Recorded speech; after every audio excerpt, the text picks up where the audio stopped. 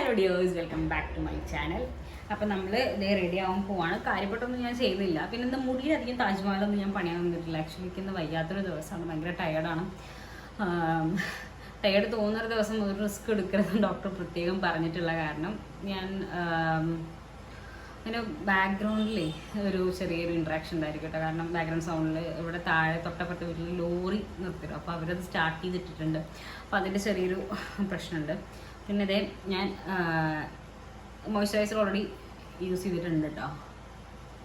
ഞാൻ പുള്ളി കഴിഞ്ഞ് വന്ന ഉടനെ തന്നെ മോയ്സ്ചറൈസർ ഇടാറുള്ളത് കൊണ്ടാണ്. അപ്പോൾ താഴത്തെ വണ്ടി തന്നെ മൈക്കില്ലാതെ വീഡിയോ ചെയ്യാൻ അനുവദിക്കുന്നില്ല. ഞാൻ മൈക്കില്ലാതെ എടുക്കാമെന്ന് വിചാരിച്ചതാണ്. വണ്ടിയുടെ സൗണ്ട് ഉണ്ട്. പിന്നെ ഓക്കെ, ഞാൻ പോകാൻ റെഡി. മുടി കാര്യപ്പെട്ടൊന്നും ചെയ്തില്ല. ജസ്റ്റ് ചീർപ്പ് പോലും മര്യാദയ്ക്ക് തട്ടിച്ചിട്ടില്ല. എനിക്കിന്ന് ഭയങ്കര തലവേദനയുള്ള ദിവസമാണ്. എന്തെങ്കിലും ഒരു ഹെൽത്ത് വീക്കാവുന്ന പോലെ അല്ലെങ്കിൽ ഒരു സുഖം തോന്നാത്ത ദിവസം ഒരു റിസ്ക് കൊടുക്കരുതെന്ന് ഡോക്ടർ പ്രത്യേകം പറഞ്ഞിട്ടുള്ളത് കൊണ്ടാണ് ഞാനൊന്നും ചെയ്യുന്നില്ല. ഞാൻ മോയ്സ്ചറൈസർ ഓൾറെഡി ഇട്ടിട്ടുണ്ട്. അതല്ലാതെ വേറെ ഒന്നും, ജസ്റ്റ് കണ്ണെഴുതുന്നു, പൊട്ടുള്ളൂ, അത്ര മാത്രമേ ഉള്ളൂ. ഒരു ഗെറ്റ് റെഡി വിത്ത് മീ എടുക്കണം എന്നൊക്കെ ഞാൻ വിചാരിച്ചതായിരുന്നു, നല്ല സുന്ദരിക്കുട്ടിയായിട്ട് പോകണമെന്ന്. പക്ഷെ നടക്കില്ല. പിന്നെ നമ്മൾ ഓൾവേസ് നമ്മൾ ബ്യൂട്ടി ആണല്ലോ, ഇതൊക്കെ മതി. അപ്പം ഞാൻ കണ്ണെഴുതി കൊടുക്കുന്നുണ്ട്. വേറെ ഒന്നും കാര്യമായിട്ട് ചെയ്യണില്ല.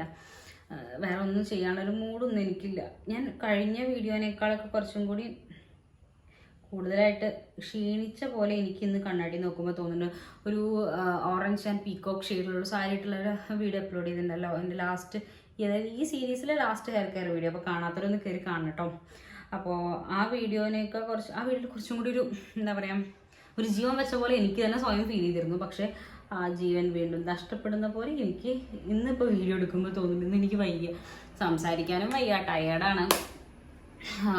ലിപ്സ്റ്റിക്ക് ഇടണം, നോക്കട്ടെ. ലിപ്സ്റ്റിക്ക് ഇടണം. ഓക്കെ, ലിപ്സ്റ്റിക്ക് ഇടാം. കാരണം എൻ്റെ കണ്ടോ, എൻ്റെ മീശയൊക്കെ വളർന്ന് വലുതായിട്ടുണ്ട്. എൻ്റെ മറ്റേ ഇതില്ലേ ഷേവിങ് ബ്ലേഡ് ഞാൻ കാണിച്ചു തരാം.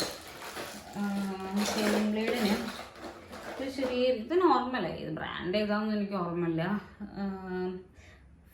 എന്താണ് ഫെദർ ഫ്ലാമിംഗോ എന്ന് പറഞ്ഞിട്ടുള്ളൊരു നമ്മുടെ സൂപ്പർ മാർക്കറ്റിൽ നിന്ന് മേടിച്ചൊരു സാധനമാണ്. അതിൻ്റെ മൂർച്ച പോയി. അപ്പോൾ അതുകൊണ്ട് ഞാൻ ഇത് ചെയ്തിട്ടില്ല. പിന്നെ അത് മാത്രമല്ല, വീട്ടിലല്ലേ ഇരിക്കുന്നത്, പുറത്തൊന്നും പോകുന്നില്ലല്ലോ എന്ന് വിചാരിച്ചിട്ടാണ് ഞാൻ ലിപ്പിൻ്റെ അപ്പർ ലിപ്പിലെ ഹെയറൊന്നും കളയാത്തത്. അപ്പോൾ അതൊന്ന് ഇന്ന് പറ്റുകയാണെങ്കിൽ ബാഗിൽ നിന്ന് ഇറങ്ങിയിട്ട് പുറത്ത് സൂപ്പർ മാർക്കറ്റിലോ അല്ലെങ്കിൽ എവിടെയെങ്കിലും പോകാൻ പറ്റുകയാണെങ്കിൽ എനിക്കൊരു ഷേവിങ് ബ്ലേഡ് മേടിക്കണം. പിന്നെയും വേറെ 2-3 സാധനങ്ങൾ മേടിക്കാനുണ്ടായിരുന്നു. പക്ഷെ അതിൻ്റെ കാര്യം എനിക്ക് ഓർമ്മയില്ല. എനിക്ക് സത്യം പറഞ്ഞാൽ നല്ല മറവി ഫീൽ ചെയ്യുന്നുണ്ട്. ഞാൻ ഡോക്ടറോട് പറഞ്ഞു. ഡോക്ടർ പറഞ്ഞു ചിലപ്പോൾ കഴിക്കുന്ന മരുന്നിൻ്റെയും ഇപ്പോൾ ഇതൊക്കെ ആലോചിച്ചിട്ടുള്ള സ്ട്രെസ്സിൻ്റെയും കല്യാണത്തിൻ്റെ കാര്യങ്ങളൊക്കെ ആലോചിച്ചിട്ടുള്ള സ്ട്രെസ്സിൻ്റെയൊക്കെ അതിൻ്റെ ആയിരിക്കും എന്ന് പറഞ്ഞു. മാറുമായിരിക്കും മരുന്നൊക്കെ നിർത്തി കഴിയുമ്പോൾ. എന്ന് മരുന്ന് നിർത്തുമോ എന്തോ. പിന്നെ അതുപോലെ തന്നെ എനിക്കിങ്ങനെ ഇപ്പോൾ ഓരോ കാര്യങ്ങൾ ചെയ്യുമ്പോഴും ഭയങ്കര കെയർഫുള്ളായിട്ടാണ് ഞാൻ ചെയ്യുക. എനിക്കൊരു ഓവർ എന്താ പറയുക കോൺഷ്യസ് എല്ലാ കാര്യത്തിലും വരുന്നുണ്ടോ എന്നുള്ളൊരു ഡൗട്ടുണ്ട്. കാരണം നിങ്ങൾ ആർക്കെങ്കിലും ഇങ്ങനത്തെ പ്രശ്നം, നമ്മൾ പെട്ടെന്ന് ഡൗൺ ആകുമ്പോൾ അല്ലെങ്കിൽ ഫിസിക്കലി ഡൗൺ ആകുമ്പോൾ മെൻ്റലി ഡൗൺ ആകുമ്പോഴൊക്കെ നമുക്ക് അതൊന്നും ഇങ്ങോട്ട് റിക്കവറായിട്ട് വരുമ്പോൾ ഓവർ കോൺഷ്യസ്നെസ് ഉണ്ടാകുമെന്ന് എനിക്കറിയില്ല കേട്ടോ. എനിക്ക് അങ്ങനത്തെ ഒക്കെ ഒരു ഫീല്. അതായത് ഹോസ്പിറ്റലൈസ്ഡ് ആയിട്ട് വയ്യാതെ മാറി വീട്ടിൽ വന്നതിന് ശേഷമുള്ള ഞാനും ഹോസ്പിറ്റലിലേക്ക് പോകുന്നതിന് മുന്നേയുള്ള ഞാനും തമ്മിൽ എനിക്ക് തന്നെ നല്ല ഡിഫറൻസ് തോന്നുന്നു. നല്ല കുറച്ചും കൂടി ബോൾഡായിട്ടുള്ള ഞാനായിരുന്നു മുന്നേ. പക്ഷേ ഇപ്പം അങ്ങനെയല്ല. എനിക്ക് ഭയങ്കര ടെൻഷൻ. ഈവൺ ഒരു സ്പൂൺ എടുക്കുമ്പോൾ ഇതിന് എനിക്ക് ഇൻഫെക്ഷൻ വരും. വേണ്ട, റിസ്ക് എടുക്കേണ്ടെന്ന് കരുതി അത് ചൂടുവെള്ളം കൊണ്ട് കഴുകുക, അല്ലെങ്കിൽ എക്സ്ട്രാ വീണ്ടും വെള്ളം എടുത്ത് കഴുകുക, അങ്ങനെ മൈന്യൂട്ട് കാര്യങ്ങളിൽ പോലും ഞാൻ വളരെയധികം മാറിയെന്ന് എനിക്ക് തോന്നിയിട്ടുണ്ട്. ഒരു കണക്കിന് അത് നല്ലതാണ്. കാരണം എൻ്റെ അശ്രദ്ധ ഇനിയും ഉണ്ടാവാതിരിക്കാൻ വളരെ നല്ലതാണെന്ന് എനിക്ക് തോന്നി. ഓക്കെ, നമ്മൾ നമ്മുടെ വിഷയത്തിൽ നിന്ന് വഴിമാറുന്നുണ്ട്. ഞാൻ ഗെറ്റ് റെഡി വിത്ത് മീ എന്ന് പറഞ്ഞിട്ട് ഞാൻ വേറെ എന്തൊക്കെയോ പറയണോ. അപ്പോൾ ഓക്കെ, നമ്മൾ എഴുതി. ഇനി ഞാൻ എന്താ പറയുക, ലിപ്പ് ലൈനർ എന്ന് പറയുന്നത് ലിപ് ബാം കളഞ്ഞതാട്ടോ നിങ്ങളാ കണ്ടത്.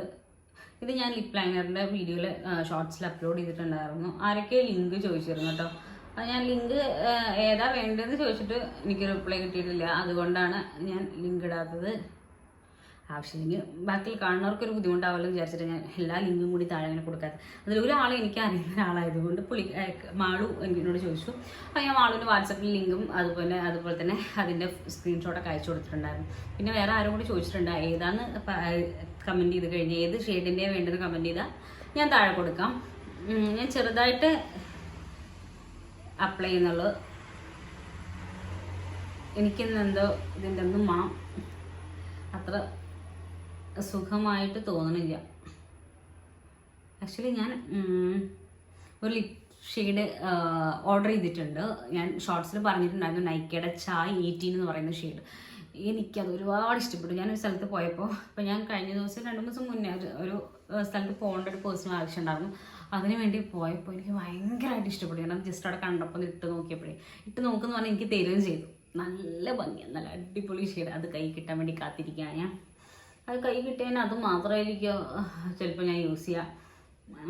ഇപ്പം ഞാൻ ഒരു ന്യൂഡ് ബ്രൗൺ ഷെയ്ഡിൻ്റെ ഫാനാണ് നിലവിൽ. അതൊരു എന്താ പറയുക പിങ്ക് ന്യൂഡ് ഷെയ്ഡാണ് അത്. പക്ഷെ അത് എന്നെപ്പോലത്തെ സ്കിൻ ടോണും അടിപൊളിയാണ് എന്ന് എനിക്ക് തോന്നി.